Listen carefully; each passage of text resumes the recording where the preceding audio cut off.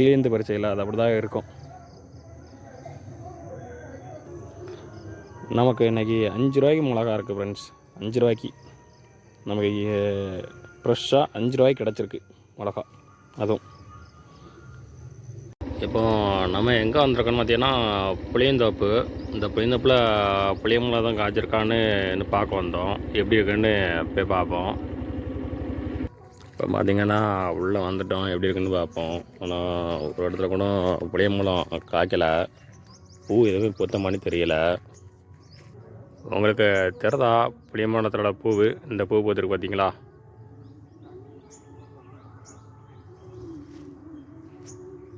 தெரிதா உங்களுக்கு பூ பூத்துருக்குது? இதுதான் புளிய மரத்தோட பூவு. இப்போ தான் பூ பூத்து தொடங்கிறதுக்கு ரெடி ஆகிட்டுருக்கு. பார்த்தீங்களா பூ?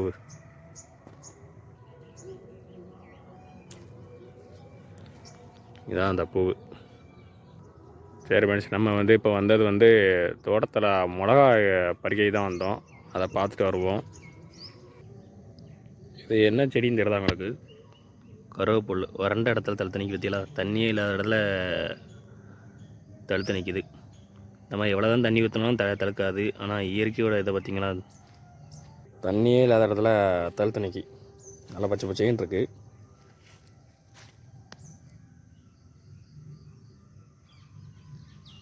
இடத்த பார்த்திங்கன்னா இப்போ தான் பச்சை பச்சையாக இருக்குது. கொஞ்சம் நாளில் பார்த்து இப்போ மழை பெஞ்சிருக்கனால தான் நல்லா பச்சை பச்சையாக இருக்குது. கொஞ்சம் நாளில் பார்த்திங்கன்னா ரொம்ப வறண்ட பூமியாக தெரியும். ஏன்னா இங்கே எதுவுமே கிடையாது. இங்கே பார்த்திங்களா, இங்கே தண்ணி எப்போவும் கிணத்துலேருந்து தண்ணி கரெக்டாக வரும். ஆனால் அங்கே ஒரு இப்போ கண்ணை பார்த்திங்களா, தண்ணியே இல்லை. தண்ணி எவ்வளோ தான் பாய்ச்சாலும் இந்த பப்பாளிக்கு காயும் பிடிக்கலை. படப்புற தண்ணியில் அதை மணியே கண்டிஷனில் படப்புற மணி இருக்குது. இந்த செடி என்ன செடின்னு தெரியுதா உங்களுக்கு? கீதாநெல்லி செடி. இந்த கீதாநெல்லி செடி நம்ம அரைச்சி குடித்தோம்னீங்களேன், ரொம்ப உடம்புக்கு நல்லது. அதாவது சளிக்கெல்லாம் நல்லா கேட்கும்பாங்க உடம்புக்கு. ஆமாம், இது கமெண்ட் பாக்ஸில் கமெண்ட் பண்ணுங்கள், இது எப்படி இதுண்டு பார்த்தீங்களா? கீதாநெல்லி செடி.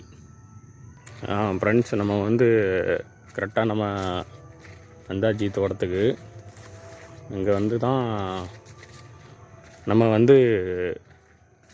மிளகா பறிக்க போகிறோம். ஒரே ஒரு கன்று இன்றைக்கி, அதுவும் அதுவாக தழுத்தது. நம்ம என்ன தான் போட்டு அறுவடை செஞ்சு தழுக்க வச்சு கண்ணை நாற்று நட்டு தழுக்க வச்சாலுமே அந்தளவுக்கு தழுக்காது. காய் ரொம்ப பிடிக்காது. ஆனால் அங்கே பாருங்கள், எவ்வளோ காய் பிடிச்சிருக்குன்னு பார்ப்போமா?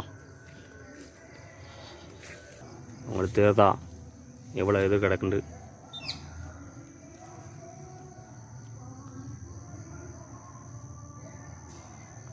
ஒரே கண்ணில் தான் இவ்வளோ மிளகா கிடக்கு. பார்த்தீங்களா, இவ்வளோ மிளகா இருக்குது ஒரே கண்ணில். ஆனால் கண் ரொம்ப சின்ன கண். ஆனால் இவ்வளோ இது பிடிச்சிருக்கு மிளகா. நல்லா ஃப்ரெஷ்ஷாக இருக்குது.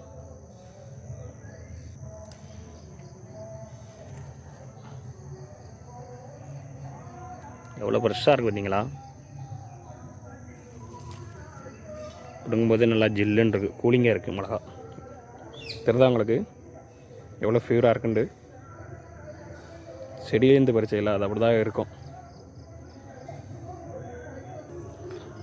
நமக்கு இன்றைக்கி 5 ரூபாய்க்கு மிளகா இருக்குது ஃப்ரெண்ட்ஸ். 5 ரூபாய்க்கு நமக்கு ஃப்ரெஷ்ஷாக 5 ரூபாய்க்கு கிடச்சிருக்கு மிளகா. அதுவும்